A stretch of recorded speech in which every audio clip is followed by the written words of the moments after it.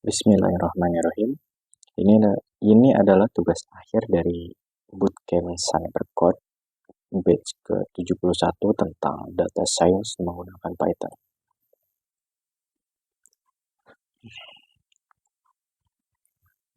Judul dari proyek ini adalah analisis pola transaksi fraud menggunakan IDA, eksplorasi data analisis pada dataset Pyno. Pyno itu perusahaan startup yang hendak melakukan sistem deteksi dini menggunakan machine learning. Nah, jadi tujuan kita melakukan analisis ini adalah mengidentifikasi pola dan karakteristik transaksi yang fraud berdasarkan data transaksi yang ada. Prosesnya sebelum melihat pola data yang ada itu adalah melakukan pembersihan data, yaitu diantaranya menghapus data dari data duplikat, mengubah format seperti waktu dan nominal. Kayak waktu itu harus konsisten kalau memang menggunakan bulan, tanggal, tahun itu semuanya harus kayak gitu. Dan kalau pakai slash harus slash semua, jangan ada yang pakai strip untuk pemisahnya. Untuk nominal juga harus konsisten. Kalau mau pakai dolar semua atau pakai koma, jangan pakai koma semua gitu. Ada yang pakai spasi, ini nggak boleh. Menangani nilai kosong itu bisa kita isi dengan data nilai tengah atau kita bisa hapus. Dan juga normalisasi data. Jadi data yang nggak konsisten kayak credit card pakai underscore atau credit card yang pakai spasi itu kan sama-sama credit card harusnya. Contohnya kayak gitu. Itu harus kita normalisasi agar konsisten.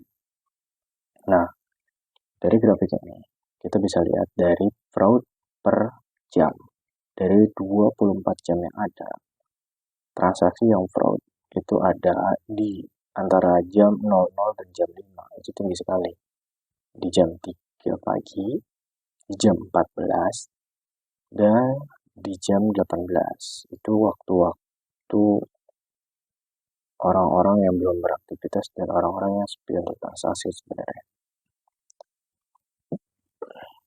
Nah, kalau kita lihat per hari dalam waktu satu pekan itu terlihat bahwa polanya di hari kerja dalam satu pekan itu paling tinggi hari Kamis.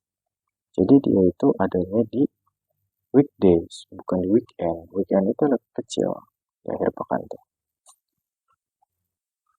Nah, kalau kita lihat di plot box ini, sebaran dari outlier nilai transaksi yang ada itu paling banyak di 5.000 dan 10.000 untuk dolar.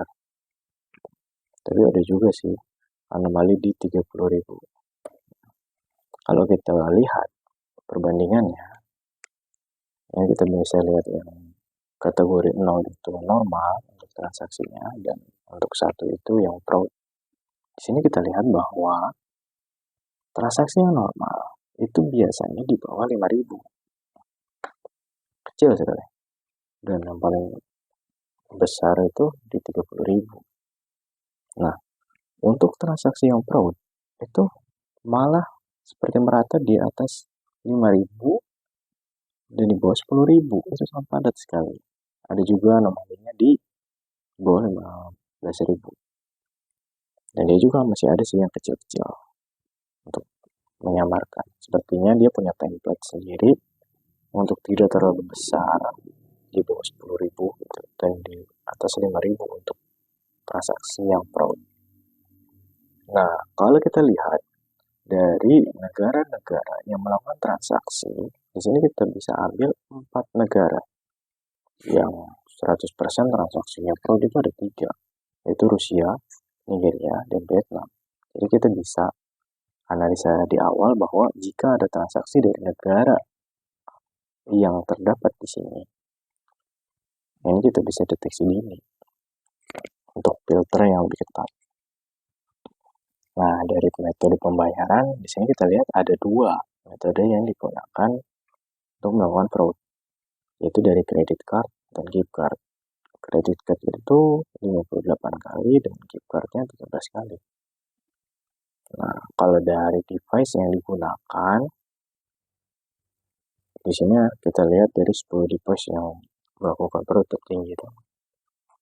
Dari 092 sampai yang kita lihat di DEP 221. Ada juga sih yang tidak terdeteksi namanya, dan ini kita tidak hapus saja agar kita bisa lihat, karena dia cukup tinggi juga persentasenya untuk melakukan fraud. Nah, kali ini grafiknya kita lihat perbandingan berdasarkan negara dan metode pembayaran. Kalau kita lihat Rusia, itu semuanya full menggunakan gift card. Dan transaksinya itu tadi kita lihat 100%. Nah, untuk Amerika, itu tergolong kecil kan tadi. Dia itu ada dua metode yang melakukan fraud. Credit card dan gift card. Tapi credit card di sini lebih tinggi. Nah, untuk negara Nigeria dan Vietnam, ini total transaksinya menggunakan credit card. Pokoknya yang credit card fraud gitu. Tinggi sekali soalnya. Yang paling tinggi adalah Vietnam. Ini kita bisa antisipasi dari melihat pola grafik ini. Nah, kalau kita lihat polanya dari device dan metode pembayaran, di situ kita bisa lihat sesuatu yang selalu berulang, yaitu DEP 222. Itu sebanyak 26 kali menggunakan credit card. Dan juga DEP 120. Itu 20 kali menggunakan credit card. Dan semuanya itu fraud. Kalau gift card paling tinggi itu 7 yang menggunakannya. Itu DEP 101 yang paling tinggi. Jadi kalau kita bisa kasih filter device-device ini cenderung melakukan fraud pada tiap transaksi. Nah, kalau kita lihat perbandingannya dari segi pembayaran dan hari dalam satu pekan, kredit card itu terlihat bahwa dia sangat tinggi sekali di hari Kamis, itu Tuesday, Saturday, dan pertengahannya itu Friday, itu tinggi sekali, 12, dan 11. Itu bisa kita lihat polanya. Di sini harus lebih ketat untuk hari-hari ini. Nah, kalau dari perangkat yang digunakan dengan negaranya, di sini kita bisa tahu bahwa dari Nigeria itu dia selalu menggunakan device 120, yaitu sebenarnya 20 kali transaksi fraud. Dan Vietnam dengan device 222 sebanyak 26 kali. Nah, kita bisa kategorikan bahwa jika negara Nigeria dengan device 120 atau Vietnam dengan device 222, ini cenderung fraud. Bahkan bisa kita analogikan kalau device yang ini masuk, pasti bakal fraud. Gitu. Nah, kesimpulannya, transaksi fraud pada umumnya memiliki nilai yang lebih tinggi dari transaksi normal. Lalu kasus terbanyak itu berasal dari Nigeria, Vietnam, dan Rusia. Nah, credit card menjadi metode pembayaran paling rentan terhadap fraud. Beberapa perangkat seperti DEP 120, DEP 222, dan DEP 092 menunjukkan rasio fraud 100%. Aktivitas fraud sering terjadi pada hari kerja, terutama Selasa dan Kamis, dan pada jam-jam yang tadi telah saya sebutkan.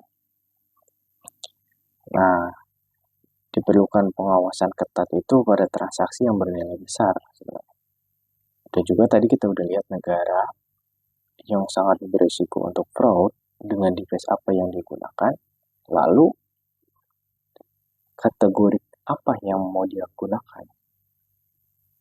Lebih cenderungnya kan ke credit card dan juga tadi gift card. Nah, itu tuh pola-pola yang sudah kita ketahui.